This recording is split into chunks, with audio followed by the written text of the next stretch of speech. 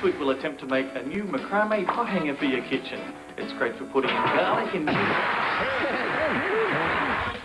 8:30 Thursday on Stand. As celebrations continued around the gallant Rogan Josh, other owners counted the cost of the jockey's actions in the relentless pursuit of racing's richest prize. As the reality of winning the Melbourne Cup set in for the winning connections of Rogan Josh, the ugly side of yesterday's race continued to take a toll. The National Racehorse Owners Association calling for jockeys to be hit with massive fines and suspensions for causing careless interference in the Melbourne Cup. We'd probably be looking at limitless suspension or disqualification. The prize money keeps going up. The incentive is so great for a jockey to win that the disincentive has to be just as great. Gary Grills, who caused interference while crossing the field on the Warrior, has been suspended for a month. Frankie Dettori was reprimanded for contributing to the interference, which almost saw the hind fall. Other inquiries continue. No such worries for the victor, Rogan Josh, enjoying a leisurely walk at Flemington this morning after racing into Folklore yesterday. Winners are grinners. For owners Wendy Green and John Miller, there was no doubting the sheer genius of Bart Cummings. I feel like genuflecting. Just think he's wonderful. Just can't believe that he's, as good as he is, but he is, and that's why we're so lucky today. To meet Bart in person in itself is a very good honour. And having trained your racehorse to win the Melbourne Cup was even better.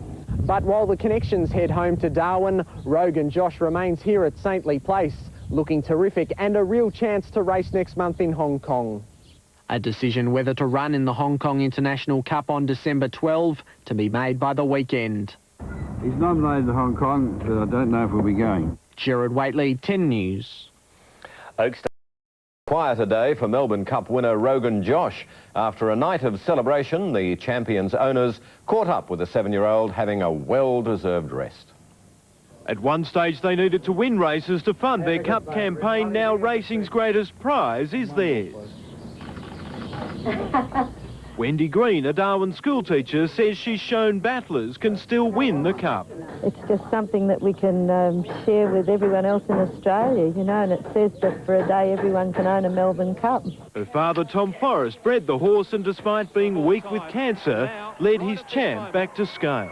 It's absolutely the thrill of a lifetime. It's the greatest race. Kicked off at Maxim's, the owners, friends, anyone in sight getting a sip from the cup, even the waiter.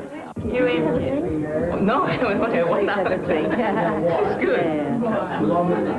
Melbourne Cup full of Moe. Doesn't get better than that, does it?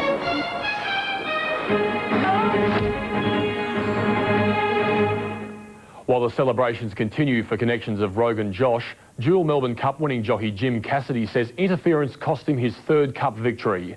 Premier jockey Cassidy says the roughest cup he's ever ridden in, and he's staggered no one was seriously injured. It's not only Jim Cassidy who thinks yesterday's cup was the roughest in years. Chief Steward Des Gleeson agrees, suspending jockey Gary Grills for a month for interference in the first 500 metres, which saw race favourite Sky Heights and Cassidy's mount, the Hind, pushed into the fence. But it's the last 200 metres which proved the most costly for Cassidy in the black cap. Frankie Dettori severely reprimanded for careless riding, which Cassidy says blew his chances of a 3rd Cup. So I think I would have won the race yesterday had I had a clear run. The dual Melbourne Cup winning jockey has called for bigger penalties or longer suspensions. Oh, certainly the roughest I've ridden in for a long time, yeah, without a doubt.